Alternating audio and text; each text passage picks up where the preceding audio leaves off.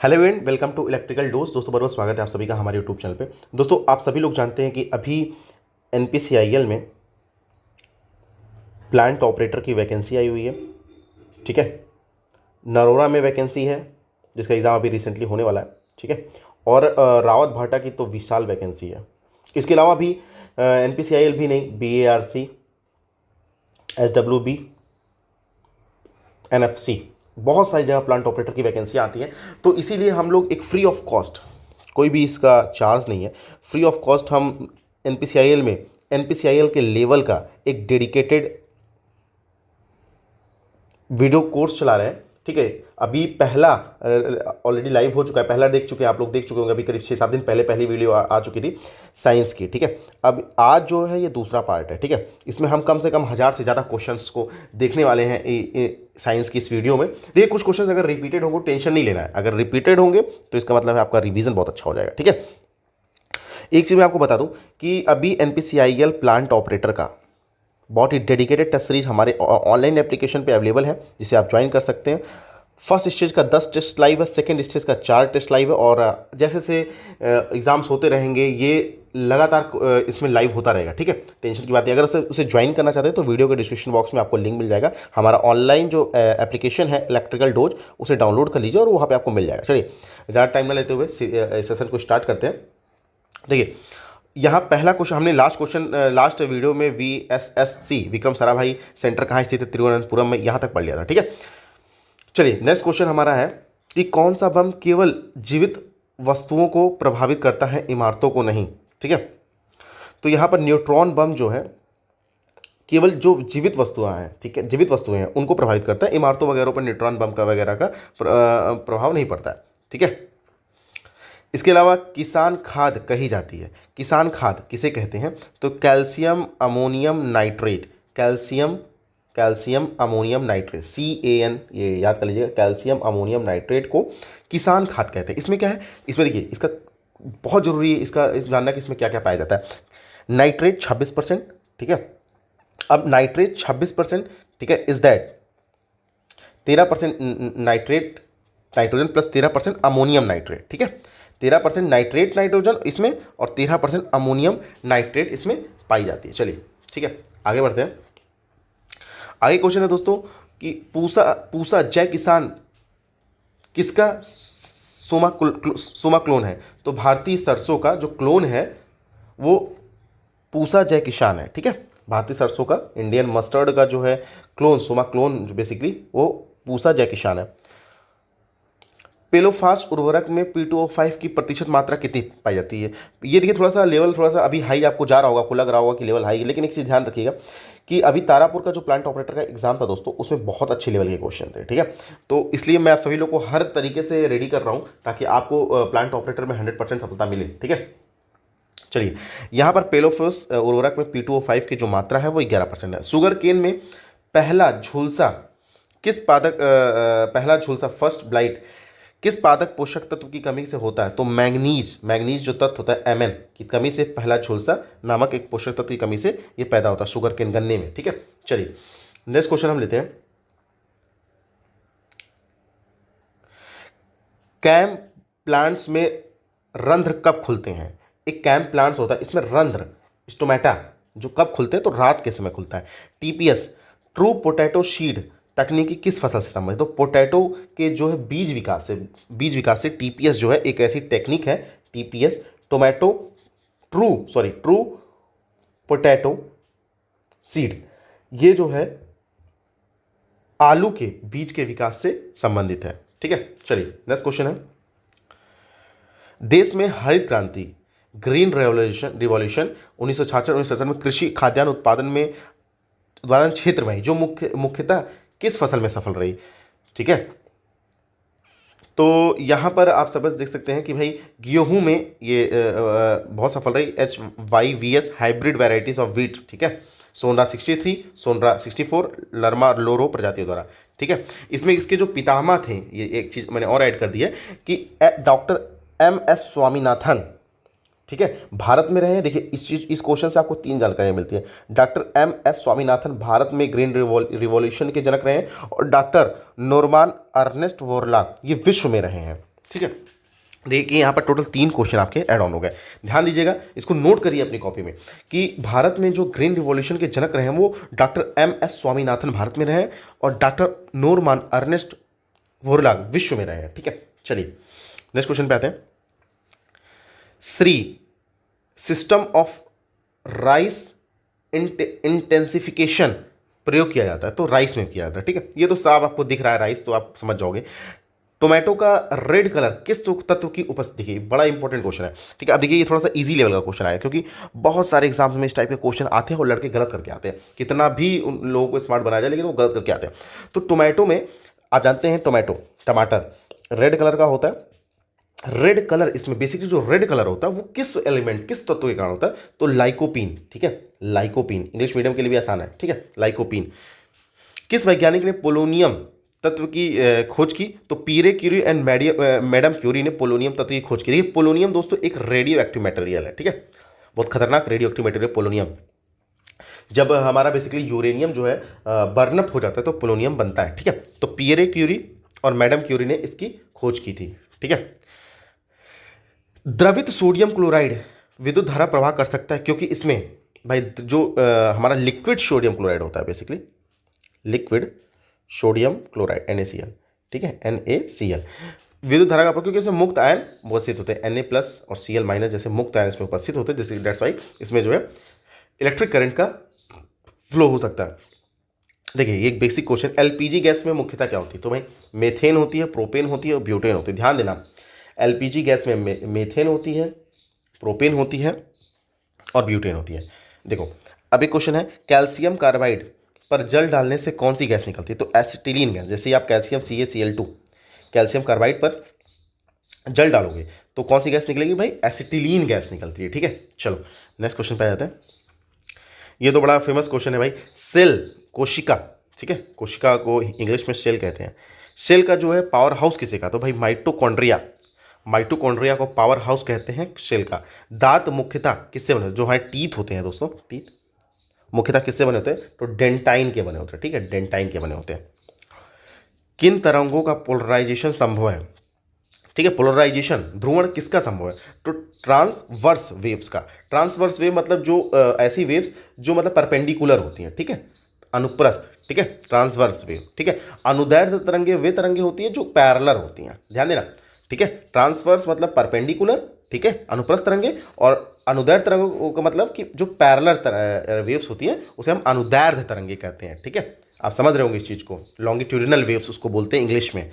ठीक है, चलो डेसिबल किसका मात्रक है, तो ध्वनि की तीव्रता, इंटेंसिटी जो होती है ध्वनि की, उसे हम डेसिबल में मेजर करते हैं, एक यूनिट है। ठीक है, चलो नेक्स्ट क्वेश्चन है हमारा यहाँ पर, औद्योगिक रूप से पॉलीथीन किसके पॉलीमराइजेशन से बनाई जाती है, तो भाई एथिलीन, जो एथिलीन के पॉलीमराइजेशन, ये बड़ा मतलब 9th-10th में अगर आप पढ़े होगे ढंग से, तो 9th-10th में ये है कि इंडस्ट्रियल रूप से, मतलब आप जब इंडस्ट्रियल बेसिकली कहने वाला, जब आप बेचने के पर्पज से, व्यावसायिक दृष्टिकोण से जब आप पॉलीथीन बनाते हो तो पॉलीमराइजेशन से ही पॉलीथीन बनती है। ठीक है, और एथिलीन के पॉलीमराइजेशन से पॉलीथीन बनती है। सेलुलर एंड मॉलिक्यूलर बायोलॉजिकल केंद्र कहाँ स्थित है, तो हैदराबाद में। देखो सेलुलर एंड मॉलिक्यूलर बायोलॉजी जो सेंटर है वह हैदराबाद में। रिफ्लेक्स एक्शन को नियंत्रण कौन करता है, तो स्पाइनल कॉर्ड जो है हमारा, रिफ्लेक्स जो हमारे एक्शंस होते हैं उनको कंट्रोल करता है हमारा स्पाइनल कॉर्ड। ठीक है, चलो नेक्स्ट क्वेश्चन है दोस्तों, CAT का अर्थ क्या है, तो कंप्यूटराइज्ड एक्सियल टोमोग्राफी, जो कैट का CAT का अर्थ होता है कंप्यूटराइज्ड एक्सियल टोमोग्राफी। ठीक है, कोलेजन किसका मुख्य घटक है, तो कोलेजन दोस्तों हमारा घटक है स्किन का। ठीक है, खानों के अंदर अधिकांश विस्फोट किन गैसों के मिलने की वजह से, देखो जो खान होते हैं हमारे, चाहे कोयले की खान हो, कोई भी खान हो, उसमें विस्फोट होता है भाई, ब्लास्ट होता है। ठीक है, किस गैस के मिलने का कारण होता है, तो मीथेन और वायु, एयर के मीथेन और वायु जहाँ मिल जाते हैं वहाँ पे ब्लास्ट होता है। ठीक है, चलो नेक्स्ट क्वेश्चन, कोबाल्ट ऑक्साइड कांच को कौन सा रंग प्रदान करता है, तो कोबाल्ट ऑक्साइड भाई, कोबाल्ट जो ऑक्साइड होता है वो कांच को गहरा नीला रंग प्रोवाइड करता है। ठीक है, डार्क ब्लू।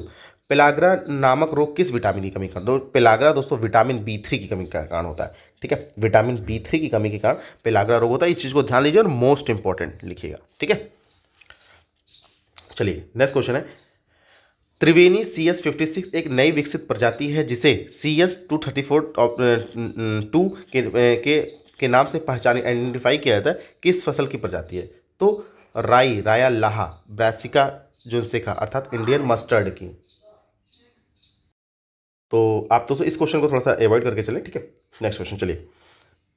शहद जिसमें शर्करा की सांद्रता अधिक होती है उसके खराब ना होने का क्या कारण है? तो क्या होता है कि पानी निकाल, यहाँ पर क्या लिखा है, पानी निकाल लिए जाने के कारण उच्च परासड़ी सामर्थ्य ऑस्मोटिक स्ट्रेंथ में जीवाणु सक्रिय अवस्था में जीवित नहीं रख सकते, जिसके कारण जो है हमारा जो शहद है उसमें भले ही शर्करा की मात्रा अधिक होती है लेकिन वो खराब नहीं होते हैं। नेक्स्ट क्वेश्चन है दोस्तों कि जिन देशों में पॉलिश किया गया चावल मुख्य अनाज के रूप में खाया तो वहाँ के लोग किस रोग से पीड़ित हो जाते हैं? तो बेरी बेरी। भाई ध्यान दो, देखो अगर आप पॉलिश किया हुआ चावल खाते हो मुख्य अनाज के रूप में तो वहाँ के लोग जो है बेसिकली बेरी बेरी रोग से पीड़ित हो जाते हैं, ठीक है। चलो नेक्स्ट क्वेश्चन है, देश में आम्रपाली आम की प्रजाति किस वैज्ञानिक ने विकसित की? तो डॉक्टर RN सिंह द्वारा आम्रपाली की जो प्रजाति है वो विकसित की थी इन्होंने, आम्रपाली, ठीक है। HQPM मक्का की प्रजाति की विशेषता, तो उच्च गुणवत्ता प्रोटीन विशेषता क्या है HQPM 5 की? तो उच्च गुणवत्ता प्रोटीन लाइसेन में धनी ट्रिप्टोफैन तत्व में की जो तत्व में प्रचुरता होती है, ये इसकी विशेषता होती है, ठीक है। चलो इस पर देखिए, जो क्वेश्चन मतलब थोड़ा सा अटपटे टाइप के उन्हें आप छोड़ना है, ठीक है, बस उस पर सरसरी नहीं माने ताकि एग्जाम में आए तो ऑप्शन टिक मार लो, ऐसा नहीं एकदम अवॉइड कर दो, ठीक है, समझ रहे हो। क्योंकि देखो यार मैं एक चीज़ आपको बता दूं, साइंस में मतलब आपको मैक्सिमम जो चीज़ें हैं ना वो रटनी पड़ेंगी, कहीं मतलब ये सत्य लिख लो, ठीक है। आप कितनी इतनी सारी चीज़ें आप कितना समझोगे, ठीक है। तो आप इस चीज़ को समझो कि बायोलॉजी वगैरह में आपको रटना ही पड़ेगा कहीं ना कहीं से, ठीक है। नाना किस फल की प्रजाति है? देखो अब नाना किस फल की प्रजाति, तो अनार पोमेग्रेनेट की एक प्रजाति होती है नाना। अब इसको इसमें समझना ही क्या है कि भाई नाना याद रखना, नाना पोमेग्रेनेट की प्रजाति है। आम की आम्रपाली संकर प्रजाति किन प्रजातियों के क्रॉस से विकसित की गई? तो दशहरी नर और नीलम मादा की जो प्रजाति होती है इनके क्रॉस से ये जो है विकसित किया गया, डेवलप किया गया, ठीक है। आम की नई संकर प्रजाति H311 किसके क्रॉस से विकसित? तो अल्फांसो एक्स नीलम, ठीक है। ये देखिए कुछ प्रजातियां हैं, आप देख सकते हैं कि दरोगा जी किस फल वृक्ष की प्रजाति विकसित की गई? तो उत्तर बेल, ठीक है। देखिए क्वेश्चन दोस्तों, नेक्स्ट क्वेश्चन हमारा है कि डीपीटी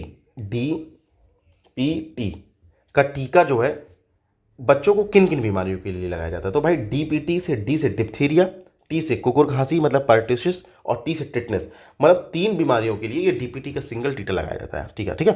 फूलों के संवर्धन के विज्ञान को क्या कहा था? भाई जहाँ पे फ्लावर्स का अध्ययन किया जाता है, ठीक है, उनको क्या कहता है? फ्लोरिकल्चर, ठीक है। ये बड़े इंपॉर्टेंट क्वेश्चन है।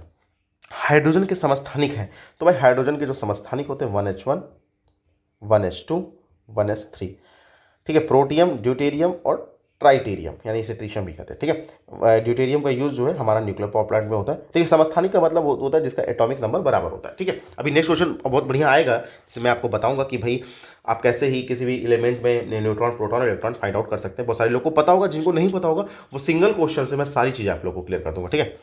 देखिए अभी क्या है वो क्वेश्चन, देखिए क्वेश्चन है कि किसी तत्व की परमाणु संख्या, किसी तत्व की परमाणु संख्या A है तथा देखो द्रव्यमान संख्या, द्रव्यमान संख्या का मतलब होता है atomic number, atomic mass, sorry ध्यान दीजिएगा, द्रव्यमान संख्या का एटॉमिक मास हो गया और परमाणु संख्या यानी एटॉमिक नंबर, ठीक है, इसे नोट कर लीजिएगा।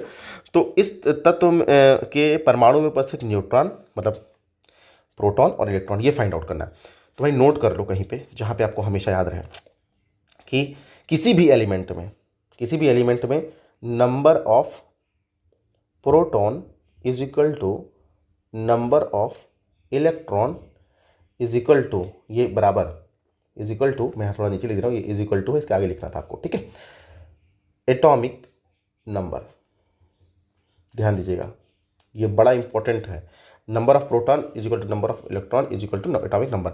तो इस हिसाब से प्रोटॉन और इलेक्ट्रॉन इसके बराबर हो जाएंगे, तो इसका आंसर जेड जेड हो जाएगा, ठीक है, इसका भी जेड, इसका भी जेड।